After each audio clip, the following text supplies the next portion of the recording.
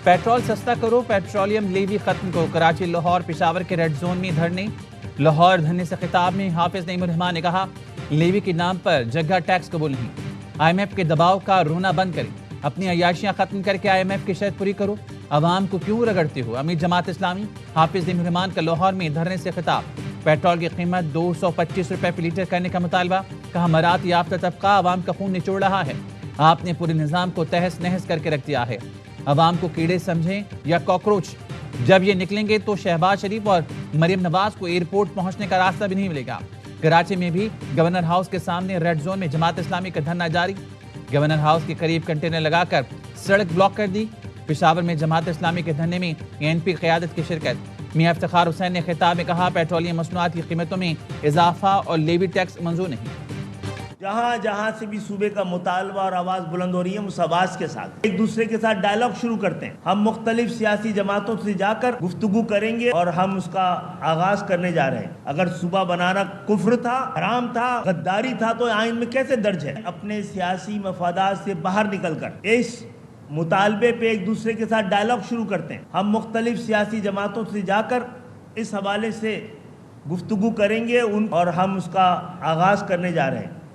जहां जहां से भी सूबे का मुतालबा और आवाज बुलंद हो रही है, उस आवाज के साथ। सिंध में नए सूबों का मुकदमा सबसे ज्यादा मजबूत है। वकला से बात के लिए सुप्रीम कोर्ट से रुजू करेंगे। चेयरमैन MQM पाकिस्तान खालिद मकबूल सिद्दीकी की प्रेस कॉन्फ्रेंस। कहा, नए सूबों के लिए कौमी डायलॉग की जरूरत है। सूबे बनाना अगर गद्दारी था तो आइन में जिक्र क्यों है? मुस्तफा कमाल ने कहा, सब मान गए मगर पीपल्स पार्टी ने लोकल बॉडी तरामीम की मुखालफत की। अब हम एडमिनिस्ट्रेटिव यूनिट्स बनाने की हर तहरीक का हिस्सा बनेंगे। फारूक सत्तार ने कहा, वडेरे और जागीरदार अपने सियासी फायदे के लिए सिंधी भाइयों को गुमराह न करें। इंतजामी यूनिट्स को चलाने वाले हुक्मरान और अफसरान इस इलाके से होंगे।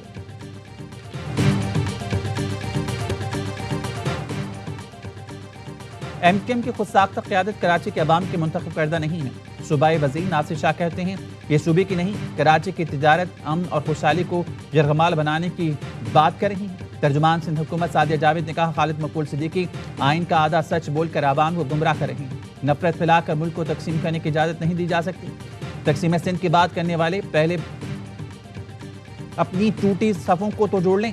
कादिर मंदोखेल ने कहा, सिंध की तकसीम के नाम पर किसी को आइन पर शब खून मारने की इजाज़त नहीं देंगे। सिंध धरती है, सियासी नक्शे की लकीर नहीं। जब चाहा तकसीम करने का ऐलान कर दिया।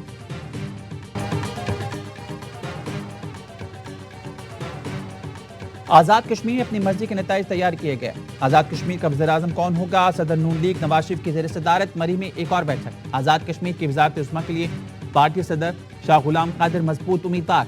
तारिक फारूक और वक़ार नूर के नाम भी ज़ेर गौर। सदर नून लीग ने मखसूस नशिस्तों पर ख़वातीन उम्मीदवारों के इंटरव्यूज़ भी किए। इजलास के शुरा ने आज़ाद कश्मीर इंतखाबात में ख़वातीन के भरपूर और फ़ाल किरदार को सराहा। इजलास में वज़ीर आला मरीम नवाज, पार्टी के सदर आज़ाद कश्मीर शाह गुलाम कादिर, वज़ीर-ए-आज़म के मुशीर राना सनाउल्लाह और अनूशा रहमान की शिरकत। ज़िला का कहना है, आज़ाद कश्मीर की ओवरसीज़ के लिए मख्तस एक सीट पर भी फैसला मुतवक्किल है। इस तरह पहले पाकिस्तान में पंजाब में स्पेशली तैयार हुए, उसी तरह का मियां साहब इलेक्शन है। 85 से आप इक़्तिदार में आ रहे हैं, 40 साल इक़्तिदार बनता है आपके खानदान। पाकिस्तान में प्राइवेटाइजेशन हुई है। पीपल्स पार्टी से मुवाजना कर लें कि किसने इदारे ज्यादा बेचे हैं।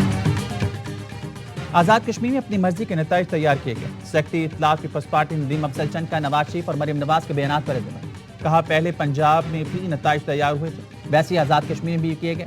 नवाज शरीफ के खानदान का 40 साल का इक़्तिदार बनता है। पाकिस्तान में निचकारी हुई, मुवाजना कर लें किसने इदारे ज्यादा बेचे। आपके हर दौर में गंदम दरामद करना पड़ी।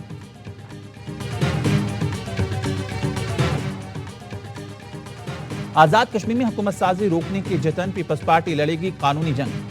PP लीगल टीम ने पिटीशन तैयार कर ली। PP ज़राए का कहना है, हुकूमत साजी का अमल रोकने के लिए आज़ाद कश्मीर हाई कोर्ट से रुजू किया जाएगा। पिटीशन आइंदा 48 घंटों में दायर होगी। PP अदालत से नून लीग को हुकूमत साजी से रोकने या रुकने इम्तना की दरख्वास्त करेगी। PP ज़राए का कहना है, 2 अजला में इलेक्शन के बगैर आज़ाद कश्मीर में हुकूमत साजी गैर आईनी है। बंद कमरों के फैसलों ने अमन तबाह किया। खैबर पख्तूनख्वा वालों ने अमन की खातिर जान कुर्बान। फौज और पुलिस के जवान आज भी शहीद हो रहे हैं। वज़ीर आला सुहेल आफरीदी का बंदों में कारकुनों से खिताब। कहा, पख्तूनख्वा में 2022 तक अमन था, उसके बाद के हालात सबके सामने हैं। और उस फैसले की मुखालफत करेंगे जो सूबे और अवाम के खिलाफ होंगे। 27 ستمبر کو ملک کی تاریخ اور تقدیر بدلنے والی ہے. اپنے لیڈر کی رہائی کے لیے نکلیں گے اور مارچ میں خود لیڈ کروں گا. مسلم لیگ نون کے رہنما اختیار ولی کہتے ہیں پی ٹی آئی نے ریاست مخالف بیانیہ گڑھا. پہلے جی ایچ پر حملہ کرایا, پھر کہا یہ ہمارے کارکن نہیں. پی ٹی آئی حکومت میں نیب کو مخالفین کے خلاف استعمال کیا گیا.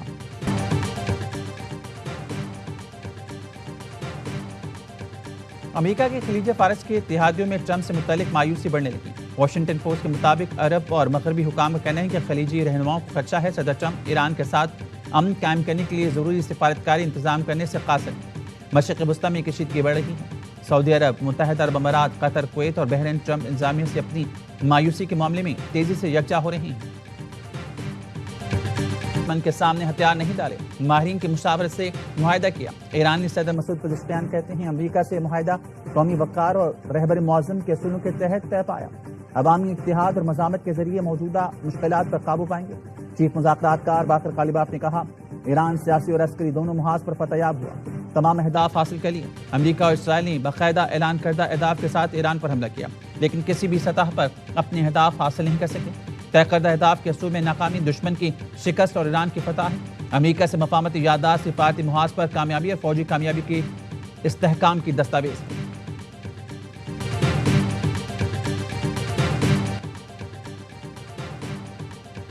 امریکی صدر ڈونلڈ ٹرمپ کا مکہ معاہدے کا خیر مقدم. ٹروتھ سوشل پر بیان میں کہا سعودی عرب, ترکیہ اور پاکستان نے حال ہی میں معاہدے پر دستخط کیے.